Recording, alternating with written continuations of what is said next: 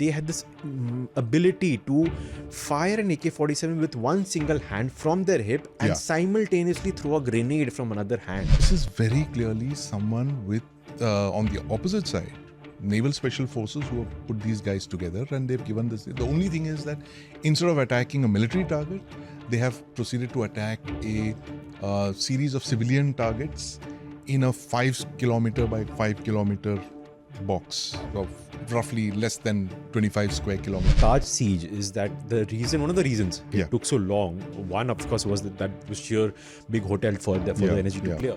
But also the fact that the last stand happened across 2 floors. I think it was the ground and the first. And the location where it happened, if I'm not wrong, it was a bar on the lower floor and something else on the upper floor. The harbour bar. Right. And there was a spiral staircase that linked the two. And the terrorists over there managed to keep going up and down, up and down, up and down. Making it seem to the energy that there were like 5, 6, 7 people over there, except it was just 2 people. Marcos who entered the Taj and who knew immediately what was on. They knew of Fidayeen attack. They saw the bag and they said, oh, this is a Fidayeen attack, very quickly. And that, if you've seen those pictures, the ammunition they recovered.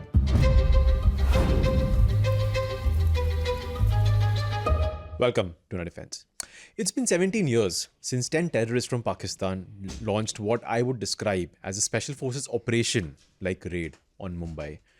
A terror attack that lasted 3 days, took the lives of more than 170 people. An attack that is deeply personal for somebody like me who's grown up in that city. Somebody like my guest, Sandeep Unnithan, who's also grown up in the city. It's a night many remember. It's a night that many people who were maybe in their early childhood would have just heard about, would have seen photos of, would have seen headlines of, but may not always know what exactly went down during those 3 days.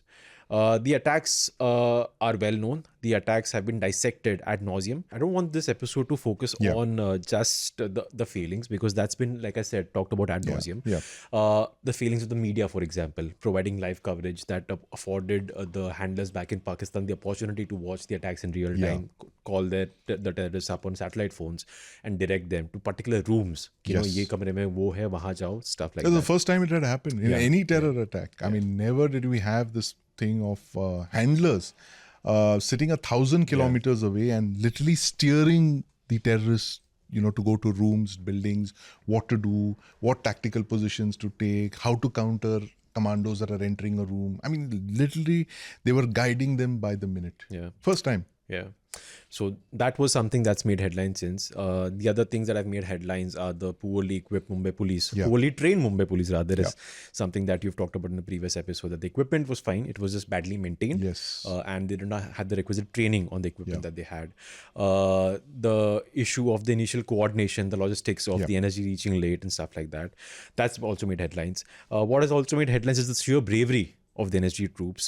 They lost, I think, if I'm not wrong, 2 personnel in those attacks. Major Sandeep Unnithan and Havildar Gajendra Singh at different locations. Sandeep Unnithan at the Taj and Havildar Singh at the Chabad house. All that has made headlines, and all that is something I'm pretty sure our listeners and viewers know of. But I'll focus this episode instead on some lesser known aspects that I know of thanks to your book. You wrote the book in 2014, Operation Black Tornado, that recounts those 3 days from the perspective of the first responders, whether it was the Marcos, the NSG and stuff like that. And I'll straight away start with something that we discussed last week actually, is that how flawed the popular perception that these were just some ragtag bunch of teenagers sent from Pakistan who just like were wearing t-shirts and pajamas carrying AK-47s. But if you read, if anyone reads your book, I was struck by the way they operated. There is a part in your book where you talk about they first of all operate in buddy pairs, something that you see only in the infantry. So there were 2 of them together at all places, and the 2 of them always kept a distance of around 6 feet from each other, possibly to avoid firing at each other by mistake. The magazines that they had of the AK-47 were taped together with duct tape that allowed for them to quickly reload instead of taking off a magazine, reaching out into a pocket and loading one other. That's like crucial 1-2 seconds extra, right? And the one thing that struck me in your book is that they had this ability to fire an AK-47 with one single hand from their hip and simultaneously throw a grenade from another hand. Tell us about this training that these guys had. They've good question. And it was actually a Marine Commando officer that I was speaking to who actually told me that these guys were trained by people like us. And I said, why? He says, because you study the whole pattern of the attack. You have 10 guys, 5 buddy pairs on one rubber boat who launch from a coast, a clandestine raid. They launch off a mother craft, which can be a submarine. In this case, it was a fishing trawler. They sail to the shore. There's a motor on their OBM. There's an OBM on their rubber boat. They come, they hit the coast. They ditch the boat. They split into 5 pairs. And if this was, for instance, an airfield near the sea, they would jog to the target. They would split into 5. One buddy pair would go after the sentries. Another buddy pair would break in through the fence and go after the parked aircraft. Another would go after the soldiers. Another would go after the, whatever, arms, ammunition, fuel storage sites. So this is exactly how a Marine Commando raid is planned. Why Marine Commando? Any Naval Special Forces raid is like that. It's very simple. These are all the elements of that. And then they first infiltrate the coast, the enemy coast, and then they exfiltrate. They come back to the boat, and then they go out back to sea, and they're picked up again by the submarine or by the aircraft or mothership. In this case, except for the exfiltration part, they got rid of the exfiltration part. They said all these 10 guys have to fight to their deaths. And of course, there was another thing where they had all ID cards with Indian names. That was part of the deception plan as well. So it was exactly, he says, this is the kind of operations that we do. And this is very clearly someone with, on the opposite side, Naval Special Forces who have put these guys together, and they've given this. The only thing is that instead of attacking a military target, they have proceeded to attack a series of civilian targets in a 5 kilometer by 5 kilometer box of roughly less than 25 square kilometers. All these targets that you mentioned, whether it's the VT station or incidentally, VT was supposed to be the 5th siege. Those 2 terrorists lost their way. It was VT station, it was Oberoi, it was Taj Hotel, Chabad House, all of those things. And it was meant to, these guys were meant to fight for 3, 4, 5 days and die fighting before their bodies would be found. So he says this is exactly that. And if you look at the pattern of the way these guys moved, like you mentioned, the other big giveaway was the haversack. And I met one of the Navy SEALs. He was a defense attaché here at the US Embassy. I saw his Navy SEAL badge, and I started talking to him at a party. And I asked him that, I've read about the Navy SEALs, the technique that you carry your haversacks. Sometimes they don't carry at the back, they carry it in the front. Okay. So he said, it's very simple. You carry it in the front because you leave your firing hand free, right? Your right hand. And also if you want to drop very quickly and you want to take cover, you use the bag as a kind of a small sandbag, you know. So you drop immediately. See, if you're carrying a heavy haversack on your back, what happens is your back straightens up. It's not easy for you to take positions and to crouch and move, so that kind of thing. So this is like little things like that. If you see Kasab, for instance, in some of those sequences, you see the haversack in front when he's firing, for instance, because his hand is free, right? His shooting hand, which is holding the AK, is free. So little things like this suggest that these guys got special forces training, wherever they were. And then it all started making sense because there were all those intel alerts, the 26 intel alerts that came, which said that LET had been training in Mangla Dam, right? Now, at that point, it didn't make sense. But then later, when I was looking through the evidence again, I said Mangla Dam is where SSG trains, Special Services Group, which is the Pakistani Special Forces. They train in Mangla Dam, right? So it is quite likely that these were the guys, the trainers were SSG. Either it was Musa Company, which is the counter-terrorist outfit, or it was SSG Navy, N, which are the Marine Commando equivalent over there. But very clearly, these guys were being trained in Mangla Dam. And if you are trained in Mangla Dam, it's very clear that there is an SSG, because SSG trains in about 3 or 4 areas in Pakistan, right? Cherat is, of course, their headquarters. Mangla is one place. There is another dam, I forget which, in Khyber Pakhtunkhwa, where they also train. Karachi, of course, on the seafront. But to train in places like this is clear indication of the fact that these were trained. They were trained by special forces, and you look at the way they walk, the way they move. Like you mentioned, the separation between these two buddy pairs. That one guy is always in front, the other guy is walking behind him. Covering his, basically, as they say, covering his six. Yeah. So if you see the pattern of their movement also, and the way there are some CCTV footage also which shows the way these guys, split and they take cover like that very rapidly. And they were like, the Marcos that battled them, they said these guys were literally our counterparts. The way they were moving and they were taking cover and shooting, and all these are giveaways. And you can see it from not just the CCTV thing. You see the way they were built, and they were all heavily trained, 3, 4, 5 months, possibly more, only for that one mission, right? Their whole training was just for 26/11 because that was it. It was the end of it. Their one and only mission. And they had to be better than whoever they would come up with against, whether it's the Mumbai police, of course. The Mumbai police is not trained for military assaults like this. This was a military commando assault. It was a deep state operation. It was the Pakistan army, that was the ISI and the SSG Navy. It was a combination of many state actors who came together to make this happen. The Pakistan Navy was also involved because, and this is all, I'm not making this stuff up. It's all in David Headley's, what he told our interrogators, the NIA. He said, well, there were these frogmen who came, and he said that they would come here, they would study the plans. And you're wondering that what's the Pak Navy frogman doing in Muzaffarabad, which is like 1,000 kilometers away from the sea? Because he's there to study the landing sites, and he's over there and he's telling them which is the ideal time of the year to do the attack. It had to be done in November because that's winter. Seas are calm. You can hijack a fishing trawler, go all the way there. And then you had Headley on the ground who was giving you the other side of things, where what is the ideal place to land? Badwar Park, right? You have a small jetty, he had done the recce. That's right. And so this whole thing was a commando operation. And we all know who the most powerful man in Pakistan at that time was, a commando general. Yeah. So it fits. Yeah, exactly why I called it a special forces type raid, because the only difference is, like you said, the targets were civilian. These men were not enlisted in the Pakistan military. Rather, they were from the arm of the Pakistan military. Yes, paramilitary arm. And one other thing, Dave, is that this is what Colonel told me.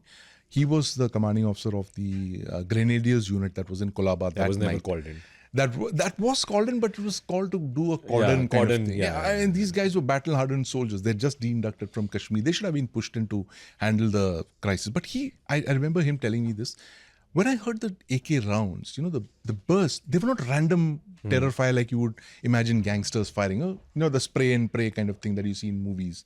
These were controlled bursts. Tuck, tuck, tuck, tuck. They were firing like that. A double tap. Yeah. It's like tuck, tuck, tuck, tuck, tuck, tuck. These were guys who knew their stuff, and they had to conserve ammunition. So stuff like that. And he knew that whoever's shooting there is a lot of training that's gone into making this guy shoot that way. Yeah. In fact, one of the lasting talking points of the Taj siege is that one of the reasons it took so long, one of course was that was sheer big hotel for the energy to clear, but also the fact that the last stand happened across 2 floors. I think it was the ground and the first, and the location where it happened, if I'm not wrong, it was a bar on the lower floor and something else on the upper floor. The harbour bar. Right. And there was a spiral staircase that linked the two. And the terrorists over there managed to keep going up and down, up and down, up and down, making it seem to the energy that there were like 5, 6, 7 people over there, except it was just 2 people who knew how to just, go down, shoot from there, go up, shoot from there. So this is the crucial mistake that happened. And, firstly, you have to understand that the attacks happened. It started on the night of the 26th of November. About 9:30 is when the first shots were fired, 9:30, 9:40. And the last shots were fired on Saturday morning. That's the 29th. And the energy actually arrived there only and this is all popular. Everyone knows what happened. There were delays. The energy, by the time they took off, it was past midnight. They landed and they got there to the thing. It was early morning on the 27th. It was 27th of November. So the energy was literally on the ground for just about a little over 2 days, 27th, 28th, and 29th is when they kind of finally, the last siege of the Taj, the harbor bar that you mentioned, that was cleared. Now, the big mistake that was made over here is that none of the special forces that were deployed, the first responders incidentally, and this is where credit must be given to the Marine commandos, absolutely heroic intervention by the Marcos, who they were pushed into a smoke-filled hotel and they were said the terrorists are here somewhere, That's cool. And they came in and their intervention actually directly saved the lives of over 150 hotel guests at the chambers of the Taj Mahal. And this is all, I mean, spectacular action. But for the Marine commandos who intervened, they saved the lives of 150 hotel guests. I know it's 17 years, must be said, because I believe they haven't got enough credit for what they did that night. They saved a lot of high-profile hotel guests, members of parliament. There were about half a dozen members of parliament who were hiding in the chambers. There were government officials. There were IAS officers who were hiding there, and the Marcos intervened. That was the only intervention that night, only armed response that the terrorists got. The 4 of them ran away. The Marcos, basically sanitized the area, opened the doors, let the hostages out. And this happened in the early morning of 27th November. That's about 3-4 a.m. is when the Marcos arrived. So, I mean, that was a spectacular thing. So, the big mistake I was coming to is the fact that they should have been allowed to continue that thing. The army should have moved in instead of waiting for the NSG. And I know this is with the wisdom of hindsight. At that time, the decisions that are taken on the ground there, I wouldn't want to be the commander on the ground who had to take that decision, except there was no one in charge over there on the ground. Multiple agencies, they were coming in and out, floating in and out and all that. So it was chaos. But I think we've learned our lessons ever since. Right. I did actually want to come to the Marcos, and that was the other aspect of 2611 I want to talk about in this episode. Like when we say that we want to discuss the lesser known aspects of 2611. So, can call it a coincidence, by the way, Sandeep. So I already have this book of yours. I've read it back then, but obviously I wanted to read again to prepare for this episode, and you were kind enough to give me another edition. Coincidence is this, that there already is a dedication in the book, a pen-written dedication to somebody whom you had given the book to, which is where this question now comes from. Right. The dedication is to Dear Captain. I think it was the colonel you were talking about. No. This is someone else. Someone else. Okay, all right. Yeah. So it's Dear Captain. The Indian Navy's finest hour at sea was 1971. Right. Its finest hour ashore was 2611. Yes. Thanks to Lieutenants. So I want you to take it from there and tell us why do you think this was the Navy's finest hour ashore. Right. You've described it in the book briefly. You've talked about how that was the first call made because that was the closest set of special forces you had. Right. There was if I'm not wrong, a private boat that was sent to sort of ferry them from their headquarters just off the coast of Mumbai. Yeah, it was a harbour utility craft that took and they'd 45 come there. minutes. So explain what you said in the dedication and also why, because while reading it, I could kind of sense how did these guys manage to make sense of the fog of war, because they were actually faced with the fog of war.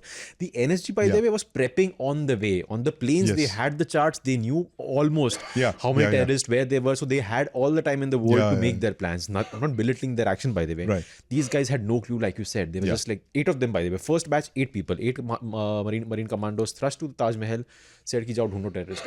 Right. So, interesting story, Dev. The story behind that is that you have Johnny Joseph, the chief secretary of Maharashtra, and he was there at the crisis room of the Mantralaya, and he was a bureaucrat who had been under a lot of criticism for not acting when the city floods hit Mumbai a few years prior.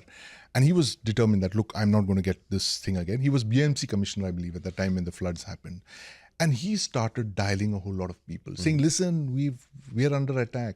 Because the police were clearly telling him, sir, this is a military kind of attack. We need the armed forces to respond. And he started calling all the military people on his phone. And he first called the Maharashtra and Gujarat area, this General Huda, Major General Huda, who was there in charge. And he called him and he said, I need commandos. So somebody in the government obviously must have told him, look, you need commandos. Only commandos can fight this kind of a assault, because they saw the way they were moving, they were running, and they were, firing and moving and all of that. So he started asking the armed forces for commandos. He asked the army, where are your commandos? So he says, well, I have nothing here. All my commandos are sitting in Pune is the closest that we have. We have a army unit there, but those are not under me. Those are under the Southern Army Command. So you have to ask for that. So he requisitioned that. Then he called the Navy. Now, this is the interesting thing. There was a naval officer. There was an Admiral Muralidharan, who was the flag officer Maharashtra area there. And now both of them were Malayalis, so they had that bond. So he called him and he said that, Murali, I need commandos. Do you have any commandos? He said, yeah, we've got the Marine commandos just across. So he says, you just do the bureaucratic thing, send us a requisition, we'll send the Marcos immediately. So that's how the Marcos came into the scene. And that's because, I joke about just that two government officials that night spoke the same language. And so the Marcos arrived, but there wasn't a very clear appreciation of how many people, the Taj had been attacked, how many terrorists, what is the force. So they literally grabbed whatever they had in their, so the lucky thing is that this is another story which I must tell you subsequently, that how did the Marcos start getting deployed in J&K, Jammu and Kashmir? So the Marcos who actually deployed there were wearing the what I call the Indian palm frond camouflage, which is what the Indian Army used to wear in the 80s. And I think by the late 2000s, they had already started switching over. So Marcos were actually wearing Indian Army fatigues with their black BP jackets on top.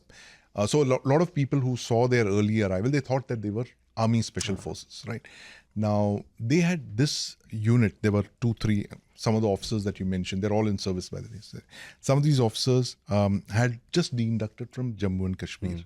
The Marine Commando, there is a permanent presence of the Marine Commandos in Kashmir, the Wooler Lake. So it's interesting how that came, but I'll just tell you about that in a minute. But the minute they landed there, they got hold of a hotel security officer who told them, look, this is the layout.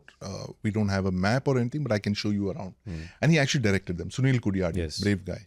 And he showed them this is where they are. This is where they possibly gone in.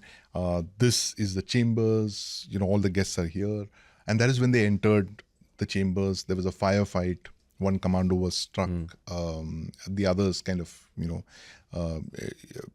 surrounded that place. And when they went in, they discovered that there had been, there was a kitchen exit, which they hadn't been told about. So they thought that they had got them all, bottled into the chambers. And it would have ended the siege right there. And in fact, they threw in a couple of grenades. And this is the tragic part, equipment really matters. And one of the Marcos who was there in that raid said that, we pulled all our grenades and we chucked it inside because we were clear there was no hostages in that place that the terrorists were in. They threw a couple of grenades in there. Nothing exploded. And when they recovered these things, they discovered that, it was junk kind of grenades. The fuses were defective.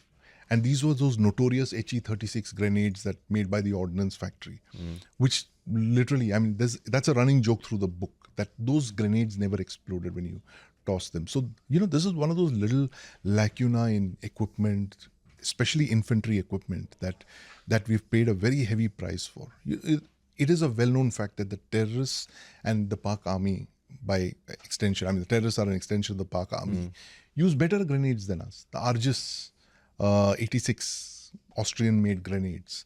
And here we are, manufacturing a Second World War grenade, and the quality is so poor that you throw it, it doesn't explode.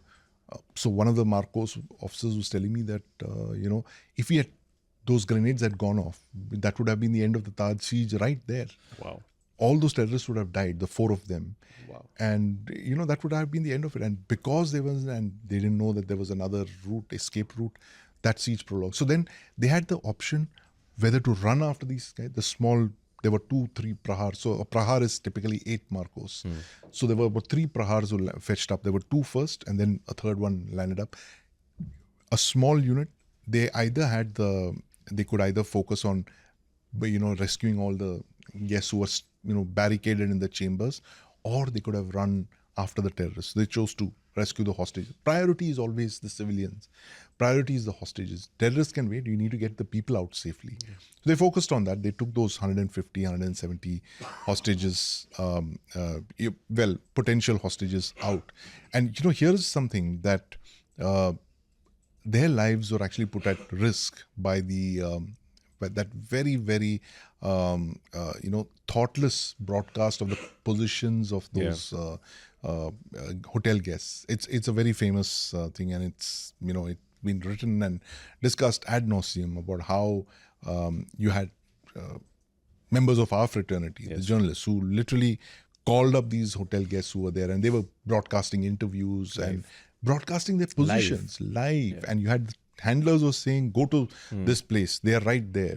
So the terrorists are in another part of the Taj Hotel, and they're redirected to come here to the chambers and go and grab these potential VIP hostages.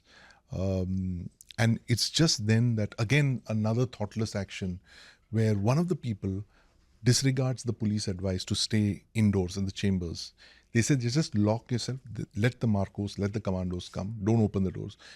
This man, he was a chef, very celebrity chef, led this one-man operation, opened the doors, and he led the people out. And that's just when the first terrorists came, saw them, and they just opened fire. And they're terrible visuals. I mean, it's too gory to share, where there are literally rows of these guests, chefs and all that lying in, one after the other. They've been mercilessly gunned down. And that gives you an idea of what awaited the 150 odd guests in the chambers, that night. What would have happened to them if the Marcos hadn't arrived there? So that was the thing. And such a small unit, just 16 of them, growing up to about 24. So these 3 units actually did the best that night. There was another unit that went to the Oberoi, but they couldn't do much. They just stayed at the bottom of the stairs. They didn't, really do any intervention and all that. But here's the thing, that how did the Marcos start getting deployed to Kashmir? That's a very interesting side story. And I kind of solved that thing I was in Goa in a seminar just last year. Okay.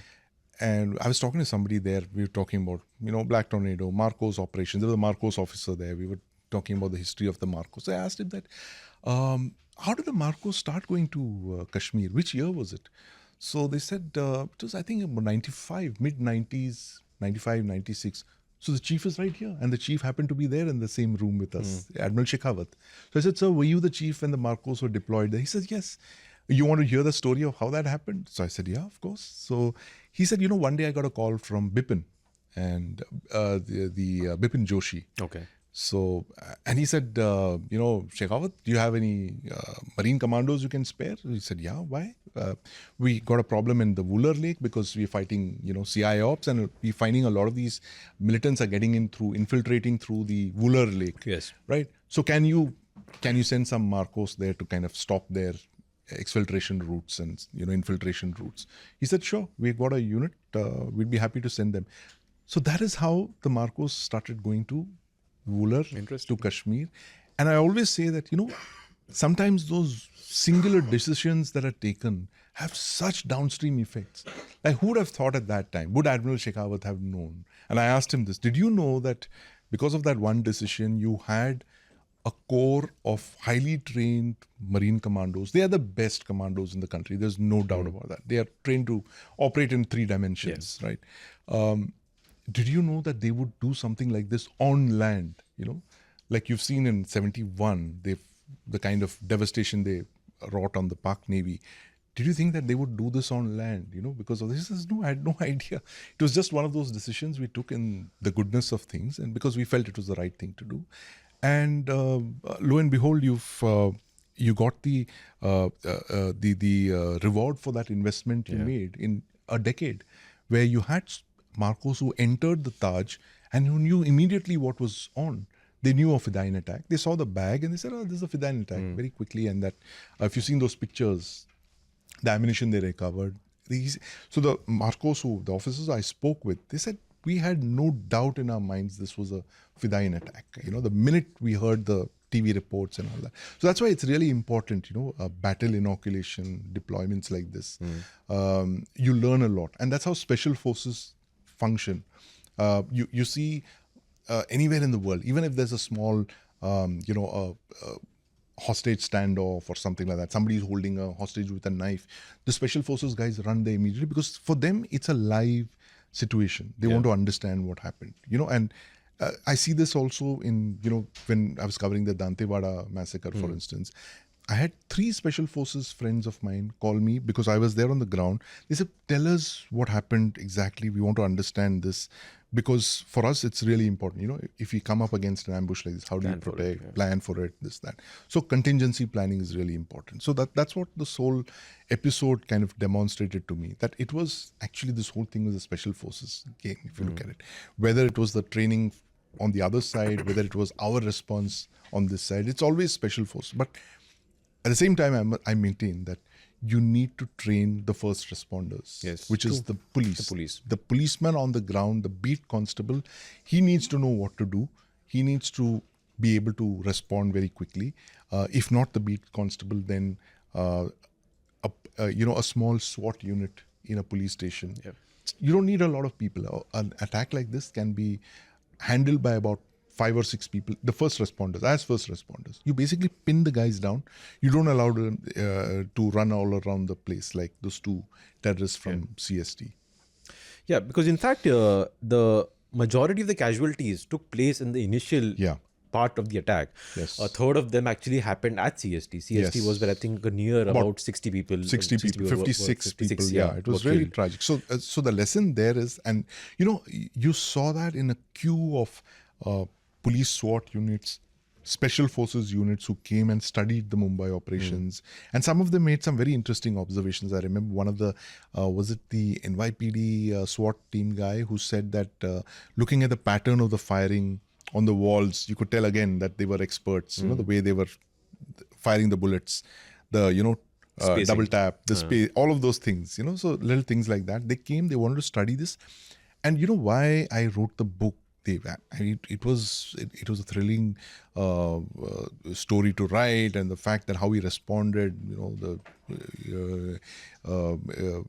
people, civilians, all 3 forces came together to fight this terror attack, the first of its kind, was that I saw this as a template for future operations.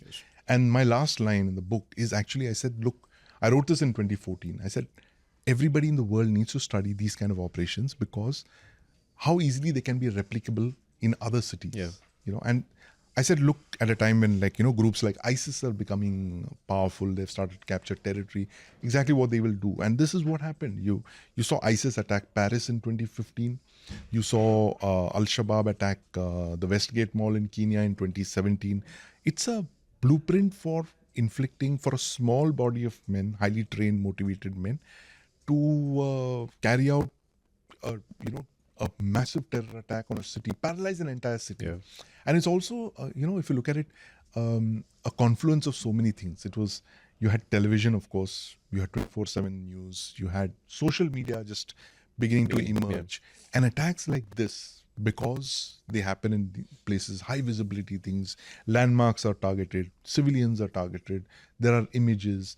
When we play out those images, that adds to the horror of the act itself. So I'm sure a terror attack, for instance, I'm just saying, Mumbai has had 2 attacks, right? 1993 and 26/11, 2008, 15 years apart. If you look at the death toll, if you ask anybody which was the most horrific terror attack, everyone will say it's 26/11, right?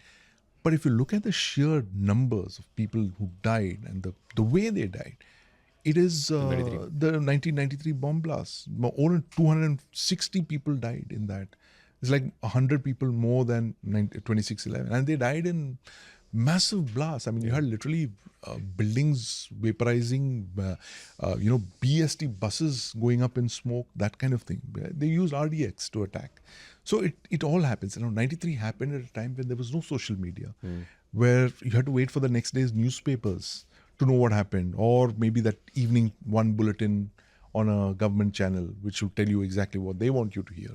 So now in an era of mass media, social media, all of these things, even a small attack makes very big waves, like we've seen in the Red Fort attack. Yes, true. Yeah, I mean, this was the typical case of, it terrorized people. Yeah. It was what terror attacks are meant to do. It is, of course, it is about violence, causing mayhem. But I think when these attacks are launched, the idea is not as much to kill people. It's more to leave an imprint on the people you're targeting, on the psyche, basically. Right. We'll talk more about the 2611 and the lesser known aspects of it, but after a quick break. Sir, you've dealt with it for a very long time. If I remember correctly, you were DIG Meerut when that Omar Said Sheikh was arrested. A major Al-Qaeda terrorist responsible for 9/11, IC-814 hijack, he had to be released. Sir, can you tell us about that operation? Because education has nothing to do with better intelligence. These are highly educated chaps like these doctors, like Omar Said Sheikh, and they became terrorists. Very true, Aurabji. I'm happy you reminded him, because it said education has, because these boys are uneducated, they come from impoverished backgrounds. No.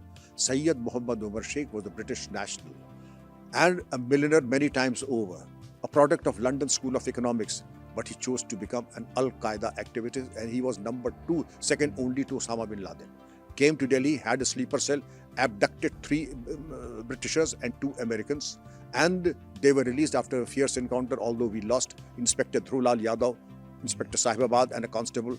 We got a letter of appreciation from John Major, who was the Prime Minister of England, thanking us and also saying that Her Majesty's government's condolences. Look, Her Majesty's government sent her condolences. Here, not a word of condolence for the forces or the men who gave up their life, not a word of appreciation for SSP Srinagar, for Vikram Rathore, the inspector, not a word of appreciation. But yes, बेगुनाह नौजवानों के पीछे आंसू की बाल्टियां भरा बहा रहे हैं. Now, coming to the fact that this encounter happened, and I had the opportunity of interrogating this boy, Sayyid Muhammad Umar Sheikh, and the manner in which he was radicalized. Obviously, he must be the topmost level of radicalization, but he was with us for some time. And I could notice that after 10-15 days, I think the booth and the fever of radicalization came down to almost 60%. I would not say that it was something very substantial, but the fact of the matter is perhaps the intoxication and the negativity that perhaps ingested from other channels was denied to him within the confines of the jail. And yes, he was the same person who orchestrated the hijacking of the Indian Airlines plane, and Azhar Masood and he and other terrorists were released in Kandahar by our External Affairs Minister. As also he was one person who sent $100,000 to Muhammad Atta before the 9/11 demolition, and he was a willing participant to that Twin Tower demolition, as also fully responsible for the murder of journalist Daniel Pearl in Pakistan. Yes. Abducted him and then slit his throat. Slit his throat. So that is the kind of, and to say that he was uneducated, no. Somebody who has passed out of London School of Economics, born of millionaire parents, well, you have to see why, in what way the wiring of his mind went wrong. Welcome back. Sandeep, before the break, we were talking about the Marine Commandos, Marcos. Actually, I think 2611 was one of those, it was the moment when a lot of people in India became aware of the existence of a unit called the Marine Commandos, the Marcos. I was one of them, by the way. And I have this very vivid memory. And somehow I cannot find any photo or video of it now. But the Marcos actually held a press conference outside Taj on the first night. Their faces were covered. They were wearing, sunglasses. But they held a press conference, and I have that memory. I can't get that press conference anywhere, by the way. I tried searching for it, but you had a nice reaction to it right now. What was that? Oh, exasperation. I mean, that is one press conference that should never have happened. And, and it was that press conference which kind of, they got a lot of criticism for doing that, because it was seen as, trying to hog credit while the operations were on. You don't do this while an operation is on. I don't know whose idea it was to do that, get the Navy out there, do the press conference, and, wearing a dupatta and sunglasses and that kind of thing, to hide their faces, because, I mean, of course, anonymity is part of the whole special forces thing. You can't reveal the faces of your operators. But here's the thing. Now, because of that press conference, they got a lot of flack for it. There were a lot of criticism. And after that, they kind of withdrew into a shell. And so for the longest time, you never had anyone coming out and talking about the Marcos role. It's only when I started researching for the book where I actually saw some reports, which I couldn't reproduce over there, where in very great detail, they mentioned what they had done. There were some committees that were, there was one committee that looked into the 26/11 attacks, and that committee happened to get this report. And when I saw that, I realized that, look, they'd done a lot. They got a lot of flack for that press conference. But that doesn't take away from the fact that they had performed outstandingly well, right? And it's just one of those things that, a error of judgment, I guess. When you've done such a great thing, it was only right for them to have stepped back, let the NSG do their duty, and then possibly at some later point come up and, brief the press or tell the people what they did. And the NSG also did a fine job. I mean, they were up against impossible odds. They never trained for situations like this. See, the whole training of the NSG was a single location siege that they had this Black Thunder 2, that operation, very successful in 1988. 4 years after that disaster called Blue Star, where they were supposed to lay siege to a particular area that's been captured by terrorists, and they would have an outer cordon, they would have an inner cordon, and then they would have the strike element that would go in and go in from the air, from the ground, simultaneously break in and rescue the hostages. This was a format that actually we had picked up from the West. Now, urban terrorism in the 20th century was a very recent phenomenon. From the 70s on, you saw the PLO actually doing a wave of, hijackings and urban terror attack. In the 1970s, you had a wave of urban terror. You had the PLO doing, massive hijackings, Entebbe, Mogadishu, and a lot of special units were set up, SWAT teams, counter-terrorist teams, GIGN, the GSG-9, on which the NSG is modeled on. We, of course, went through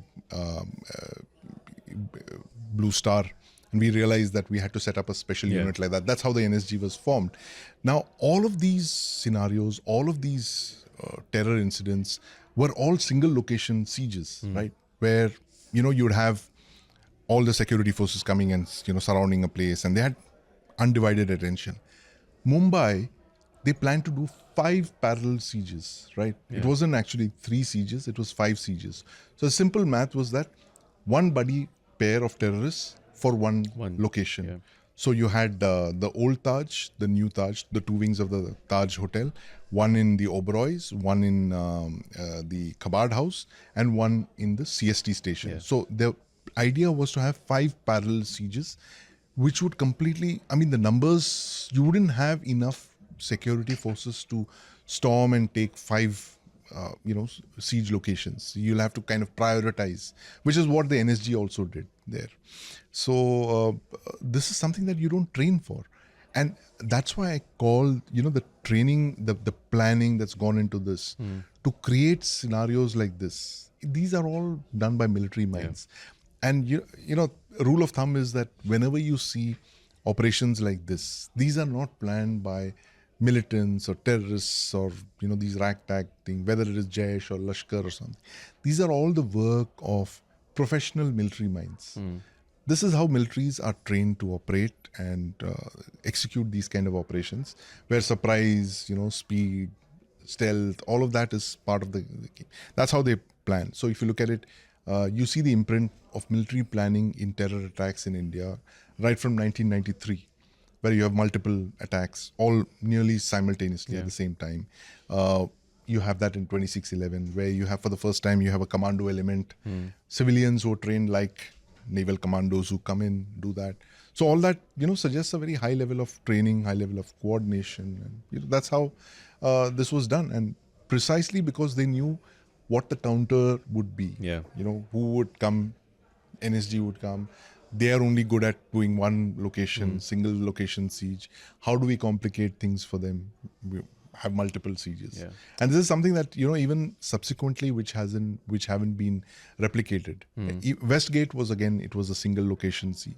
Paris, of course, to an extent, you can argue one or two places. Beslan, many other places, it's been multiple, it's been single sieges. Mumbai was very unique in that sense. Yeah, right. Another aspect of the attack that I want to discuss with you, Sandeep, is Nariman House. Yeah. The reason being that, you've shared some photos with me, some photos that were taken. Yeah. Part of my photos, research. Yeah, part of your research. Yeah. And something that struck me when I got to the part of the Nariman House Jewish Center over there is it seems visually the most complex site for the NSG to launch its operations, because the lanes are damn narrow. Yeah. It's jam-packed. It's literally an urban landscape. The hotel, by comparison, both the hotels were relatively expansive. Yeah. You had lots more space for the NSG to sort of operate in. But this was one building surrounded by a bunch of civilian buildings. Yes. There are those iconic photos where you had, I think, civilians standing on rooftops watching it as though some sort of a cricket match is going on. Absolutely. Yeah. That used to happen in the Wankhede Stadium, by the way. Aas-paas jo buildings hai. Can't get tickets, go to the rooftop of a nearby building. Yeah. So, but jokes apart. So, that was the landscape over there, and this is also the place where Havaldar Gajendra Singh lost his life. So tell us about the Nariman House operation specifically. Those iconic visuals of the helicopter hovering on top. Launching those energies. So the Nariman House was actually, it's a Jewish center. It's called the Chabad House, and it's meant for a certain sect of Jews. This is like a boarding room for them when they're visiting, when they're transiting through. Mumbai, and that is precisely the reason why the Pakistanis chose it, because they wanted to basically, as one of the terrorists said, spoil relations between India and Israel. It didn't happen, but they tried very hard. And the thing is that you had this Jewish center over there, and the Colaba police station didn't know about it. So it is simple. It's like, the Colaba beat guy is supposed to know what all buildings are there in my thing. And, the person in charge of the operation, Colonel Sandeep Sen, he was the 2IC of the NSG unit there. And he said, I had no idea. He said the cops didn't know about it.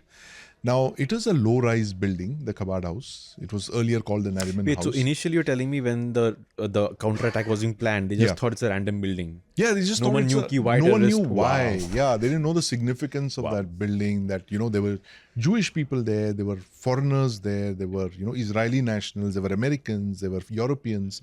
The toll there it's not very high compared to the other locations, but it was, in terms of international attention, like 7 foreign nationals killed, Israelis, Europeans, Americans, some of them dual nationalities. And they were killed in very cold blood, utter brutality that was inflicted on them. And this was the Chabad is a low-rise, like I mentioned. It's about, I think it was a 5-story building. Yeah. And these were all redeveloped properties. That is like, earlier on, they were just like small, little single-story buildings, which were then built upon. And they were developed to about 5 stories high. That's the maximum you could build around there.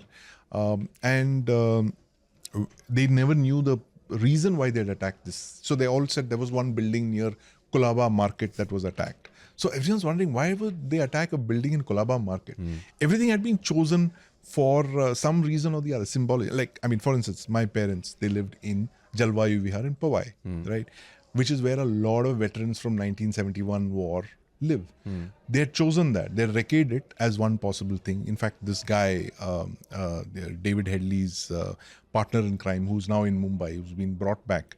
Tahur Rana. Tahur Rana was there in Powai for 2 days, living in a 5-star hotel next to my parents' home and wrecking the place. And he said, he's apparently supposed to have said, oh, this is the place we can get a lot of people who defeated us in the 1971 war. You can, shoot them up. And the reason they didn't pick that is it's too far. Yeah, too far. You know it. You're a Mumbaiker, right? How far it is to go there. And that is the only reason they focused on South Mumbai, that small little box which you could hit very quickly.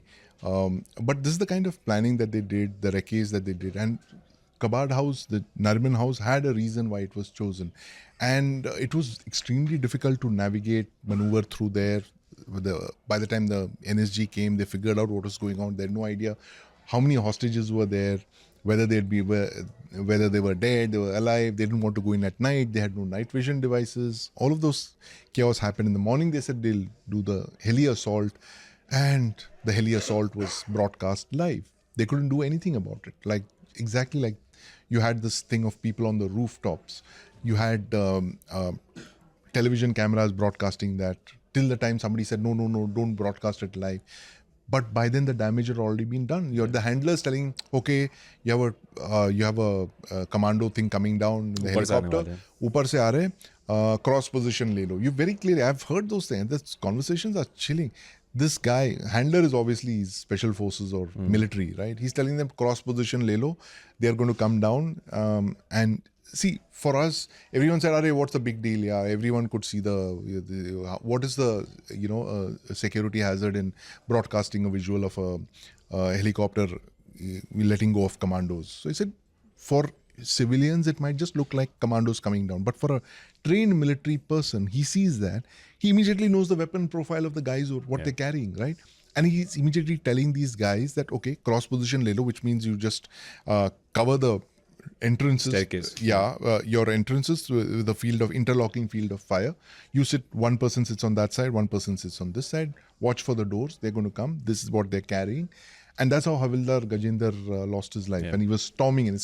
It's the most difficult thing to do, to burst into a room. The first person always gets. And they were not carrying shields. I mean, that's a separate story, but why not? We weren't carrying the kind of equipment that even normal SWAT units, police units in the world carry, which is a heavy armored shield, which has now started coming in the last couple of years. I guess the NSG should have been carrying that. It would have saved a very, very brave soldier, Havildar Gajendra Singh. And of course, we lost Sandeep Unnithan in the Taj. That was a rather unfortunate thing. It's very difficult for the NSG to operate when there are civilians around, which is why his entire focus, entire priority was to ensure that all the 100-odd rooms that were there were cleared of all hostages. They just make sure that there's no one left behind, because if there's a crossfire, civilians can die, right? And that's the worst thing that anyone wants, that civilians died because, we got into a firefight with the terrorists and the civilians were caught in the crossfire. So stuff like this. And that's what made this operation very complex, very complicated. The fact that you're operating not just in urban spaces, which are very narrow, constricted, movement is not easy, but also it's like so many rooms, and the terrorists are running through all these rooms. And I hope they've evolved this counter-terrorist drills that if buildings like this are captured, how do you advance? And now I think with drone tech, a lot of this would happen. And, so some of the young scientists who I've spoken to, who are now leading drone innovators, tell me that, one reason, there's an IIT Bombay innovator who told me that one reason I got into making drones is that I thought that drones were the easiest solution for something like this. A drone that could fly through a hotel space and locate the bad guys, exactly like a video game, which we are now seeing now with FPV drones, should have been the solution. Technology, don't use so much of human. You'll run out of people at some point, but you will not run out of enough, drones, sensors, unmanned ground vehicles, those kind of things. They need to have more of those. I guess those lessons have been taken since. Yeah, I guess. About the point about the live broadcast of the Nariman House operation, another distressing image that I have, if I'm not wrong, is it was either a photographer or a TV camera person who was sitting right next to an NSG sniper who was perched in a building opposite, broadcasting that live. And I was like, why is that sniper not hitting him in the face? Ki bhai tu ja yahan se. This is not. No, I think we went very easy on the. See, I mean, at that time, it was a learning experience for everybody. Everyone. Yeah. No one knew that you would have a specter of terrorists who would be guided through voice over internet protocol, remotely guided, like not just satellite phones, but specially designed VoIP communication sets, subscriptions which had been purchased for them simply because they thought that it could not be cracked by the security force. Security forces will get normal cellular communication. They'll intercept, they can listen into, but they won't be able to get VoIP communication. So all that planning was made. I mean, who was to know that? And that the fact that they set up a control tower, a controlled room, and they had these multiple channels. And one of the most sickening sounds from 26/11 is when the handler is talking to his the terrorists on the ground. You can hear in the background. You can hear Indian TV channels in the control room playing out. Yeah. So it was a visual delight for them. I mean, they didn't have to do anything. It was like they had CCTV cameras all over there. And that's when someone woke up and said, no, that's when the concept of deferred broadcasts and all that started. Yeah. And but I think the damage had been done since then. But now I think things have changed. But you have to now anticipate what else if there is another terror attack like this. I mean, what else could they think of which you haven't thought of? Yeah. Couple of last points, Sandeep, as we end this episode, and this is now to do with the failures. Like we said that failures have been discussed ad nauseum. Yeah. And to be honest, it would also be sort of, I think a bit pointless now, 17 years later, to talk about them, because I think many of those gaps have actually been filled in the last many years. But there's a couple of things I still want to talk about, and one is this concept of Intel nahi tha. This concept of jo Intel tha that was not action worthy. Jo Intel tha that was, it was very vague. I don't know if you've seen those Intel reports that were sent to the Mumbai police. I don't know if you have or haven't. I don't know if you've seen any sort of Intel reports over your course of reporting, whether it's military intelligence or IB or whomever. I want to understand, what does an Intel report actually on paper look like? So, for example, I am the SI of the Kolaba police station, or I am the DCP of that zone. When I get this fax back in the day, now an email, I'm guessing, what does it say? Does it mention targets? Does it have dates? Does it have itna number of terrorists might come? Does it have the mode of attack? What is it where the police gets off by saying, it was very vague? What do we even do with that Intel report? Yeah, so, a lot of times, this is the kind of vague alert that you would get. You'd get a thing that there is an appreciation that there would be terror threat to hotels in South Mumbai. We've got that thing. So that's what the police also went through. So the police did whatever they had to do with Nakabandi. They'll put a police post over there, a couple of armed policemen, indefinitely. And then one day they'll kind of withdraw that kind. So that is when you get a general sense of the alert. There's no point in blaming the policeman there, right?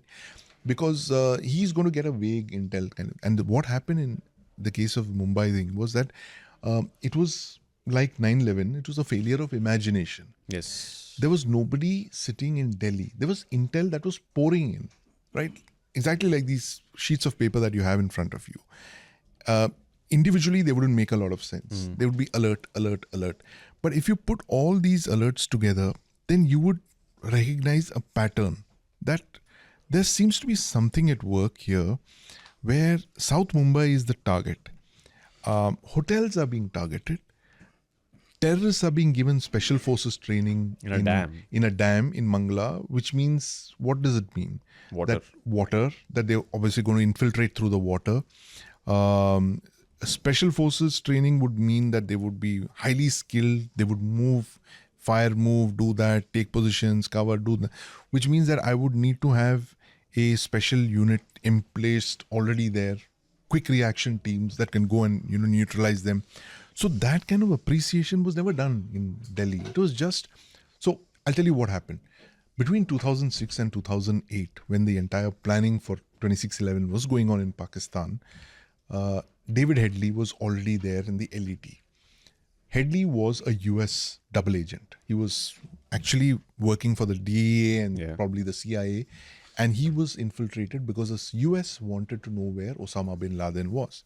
And they believed the LET, if we penetrated the LET, we could get access to OBL and Al-Qaeda.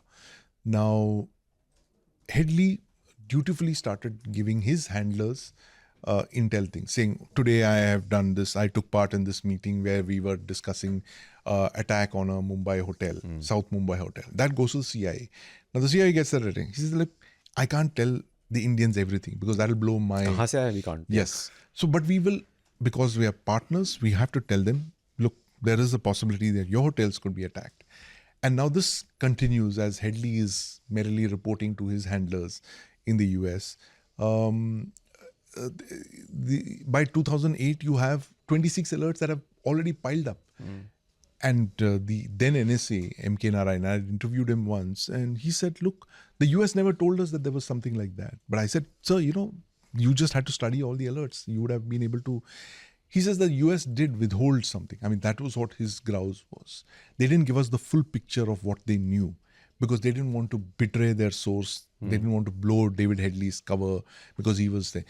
Headley was arrested only when he tried to attack a European target, which is the Danish terror plot where they plan to attack the Jyllands Posten newspaper office. They inflict unspeakable barbarity on the staffers who done that cartoon of the prophet. Yes. So that is when he was picked up. Until then, Headley was free to run and cause chaos. So this created a lot of bad blood between the Indian intelligence community and the Americans. I mean, we didn't trust them as much. So, which is why you see the Americans kind of being very forthcoming with access to David Headley after that, and stuff like that. But the damage had already been done. Yeah.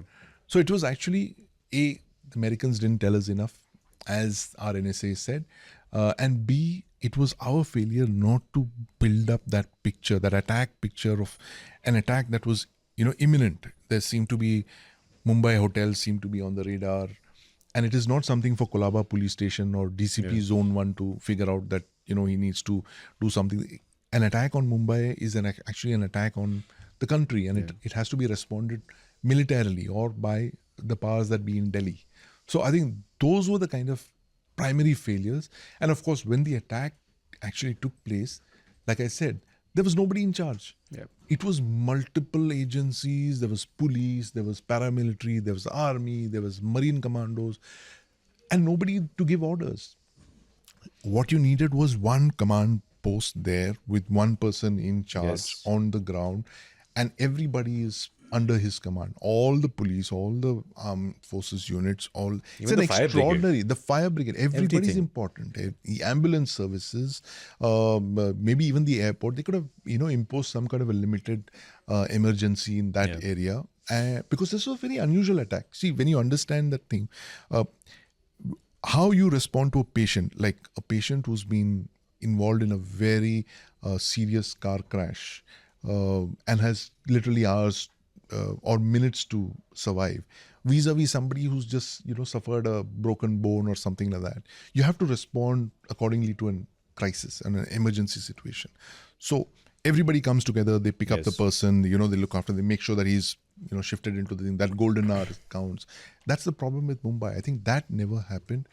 Till the very end, people didn't know what was going on. There was and you had things like the army commander walking in with his wife. Yeah. I mean, which country in the world does this happen? How is it allowed to happen? I mean, it was so tragic. I mean, when I saw that, my heart sank. The home minister hitching a ride with the NSG. The NSG waiting for the they got delayed. They're waiting for the home minister to come. And the home minister's taking off with them. Southern Army commander with his wife. I mean, little things like that. I mean, these things should never have happened in any other thing. It should have, handled it with the kind of seriousness that it deserved. And I think nobody really understood the enormity of what they were, faced with. And they were just going around the motions like it was, any other ordinary thing. And it was because of those very, very great people on the ground, the Mumbai railway announcer, Zende, who, immediate presence of mind. Look at the guy, the way he shouted on the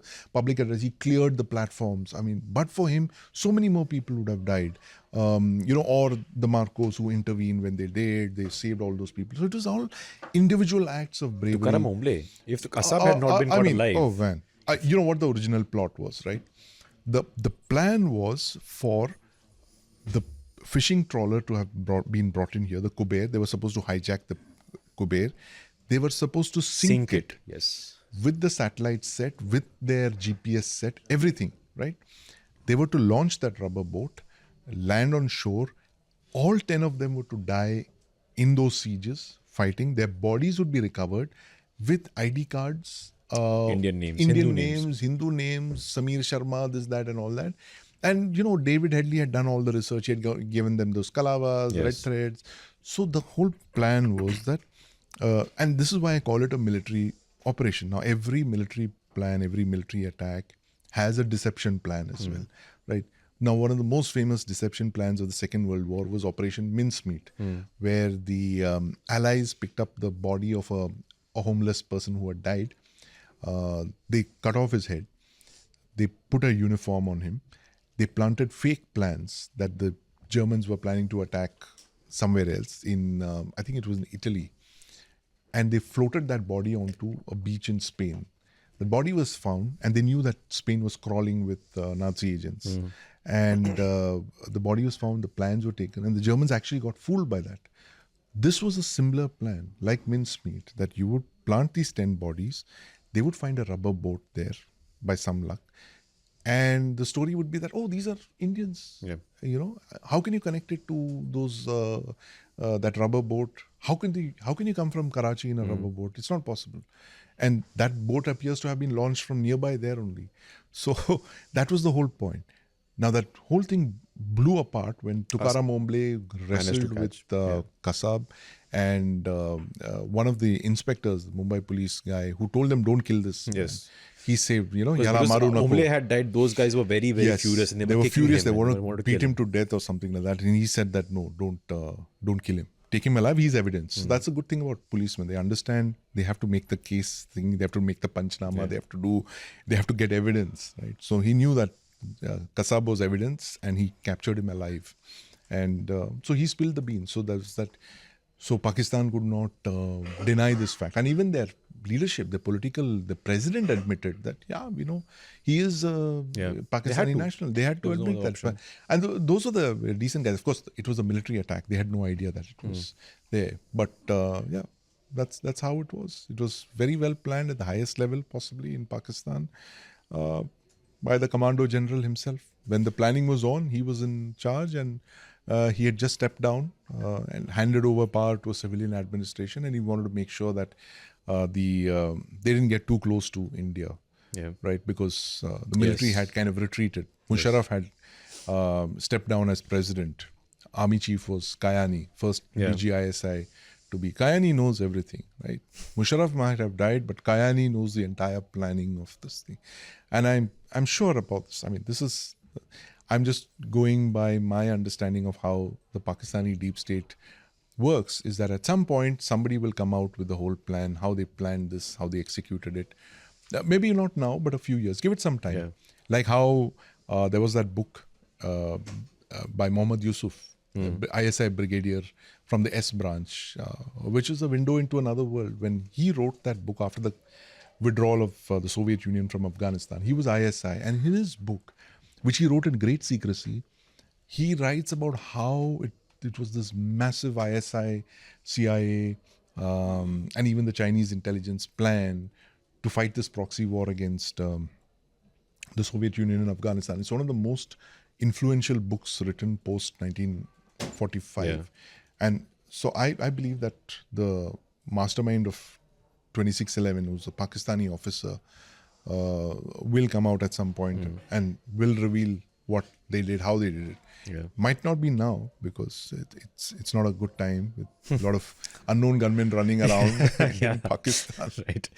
Right. I know when you were talking about the mess that was on ground, one of the most distressing aspects that I read in your book is that one of the reasons the NSG commandos at Taj were forced to use hotel blankets to sort of scoop up fruits and water bottles, the ones fighting inside the hotel, was that their haversacks that had the ration for them to sustain during a gunfight, like almonds and stuff like that, had been forgotten conveniently by somebody at the Bombay airport when they had landed. They had chosen to only sort of rush with their guns and just leave the unnecessary equipment back there. But that's sort of what happens when you don't have one single person on the ground, just making sure everything is going fine. Right. Sandeep, as we end this episode, would you share my assessment that 2611 was like the Kargil moment for India's internal security? You have similar threads, right? You have intelligence pouring in, but you unfortunately not being able to sort of, weave it into one single big picture. Right. You also have that very interesting thing where your tech int is so good, by the way, that during the operation, you're able to tap the devices to know. In 2011, you were able to tap the communication between the terrorists and the handlers. And back then, not many know this. think it was the RAW who was able to tap a phone call between the army chief who was between the Musharraf. Musharraf and his vice chief. One of them was in China, if I'm not wrong. Yes, Musharraf was in China. Yeah, and they were discussing Kargil, which is how India was able to say that, oh, bro, this is actually Pakistani regulars. Yeah. Deception was there in Kargil as well. Yes. It was not supposed to be Pakistan regulars, were irregulars, mujahideen, not wearing uniforms, not carrying ID cards, stuff like that. Actually, carrying ID cards, I'm sorry. That's Pakistan how they Army were. cards. Yeah, That's how Pakistan they Army cards. kind of figured they were Pak Army, NLI. So my point being, what Kargil did for the Indian military, especially Indian army, in terms of reforms, command and structure, in terms of reforms to the ammunition, the arms they carry. Right. Did that also happen for India's internal security with 2611? Oh yes, absolutely. I think 2611 was a kind of a landmark event as far as internal security reforms go, and there've been a lot of lessons that were learned after that. You had special agencies that were set up, special bodies like the MAC, the multi-agency center that was set up, where the IB basically sits and meets every morning.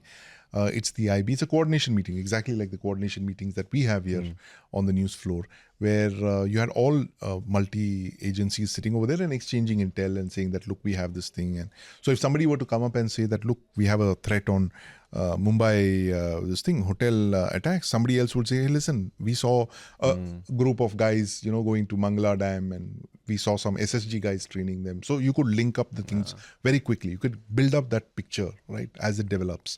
That is something that was implemented immediately after 2611.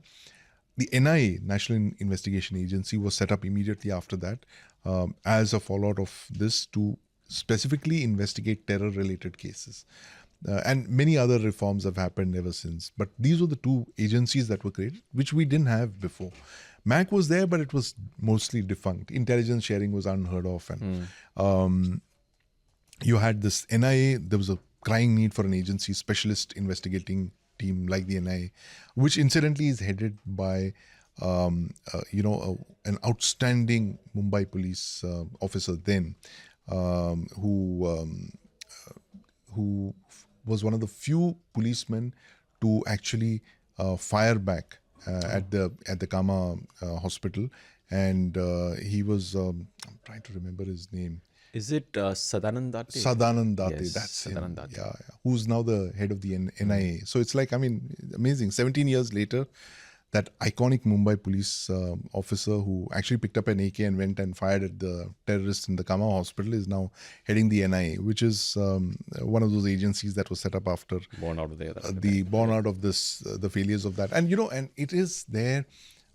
We've seen it even in the Red Fort attack, for instance, where all the intel came, the cell was uncovered, but then somebody, goofed up, as in there was not enough intel sharing, probably. J&K police was doing its own thing. They didn't tell the IB, they didn't tell the Delhi police special cell. Possibly there was a race for credit or something, and then they took the explosives back with them, and you know what happened, the handling and all of that. So there were some other lessons that I think we haven't learned, and we can't afford this kind of, to be constantly in learning. I mean, the Red Fort thing, you have to hand it to the agencies. It was an outstanding work of sleuthing and, good old-fashioned police work, where they uncovered this module. They figured out all its, members and all that. But then they didn't tell the IB, they didn't tell the Delhi police, which is why that one bomber got away, right? They should have been able to pick up everybody simultaneously to ensure that there was no other, there was no leakage, no one got away and all. But I guess those are those little mistakes. But yeah, 2008 was actually a seminal moment in our war against terror, our fight against terror. And hopefully we've learned many lessons and incidents of this will not happen. And now I think the biggest lesson, of course, is post-Sindoor, where we're not just being defensive, but we are also being offensive. We are called out this state versus non-state thing, right? The fact that you cannot hide behind this thing of a non-state actor and all. There's no non-state actor. I think we saw it very clearly in the funerals of the Jaish people who had been killed, that you saw the Pak military there for the first time. So those kind of things. The Prime Minister just called it out. Nuclear blackmail is called out. The fact that any attack on India will be seen as an attack on India, and will be responded to militarily. All of those things have been called. So I think we've come a long way in the last 17 years. Yeah. Right. Great. I think we'll end it there. Thanks, Sandeep. But before we go, one just small tangent, because we were discussing Marcos earlier in the episode. I want your confirmation or your thoughts on this legend that is on the internet, that the Marcos are often called by the terrorists in Jammu and Kashmir as the Dadi Wali Fauj. Yeah. Because the Navy is supposedly the only service branch that allows their officers to maintain beards. But though I'm guessing the Army SF also. Army SF also, yes. But is it true that the Marcos are known as Dadi Wali Fauj? Yeah, Dadi Wali Fauj, Dadial Fauj, and those are names that they've been called. Magarmach, because they operate around the waters and stuff like that. Yeah, interesting. But it's all adds to the legend of the Marcos. Yeah, but glad we could discuss the Marcos. Like, you were saying that this is one event in India's history that really they do deserve a lot of credit, and it's something that really comes out in your book. So thanks, Sandeep, for this episode. Thanks for having me. Great chat as always. Thanks so much. And thanks as always to our listeners and viewers. That's it for this week's Defense Dose. For more, tune in next week. Till then, stay safe and do not cross any boundaries without a passport. Bye-bye.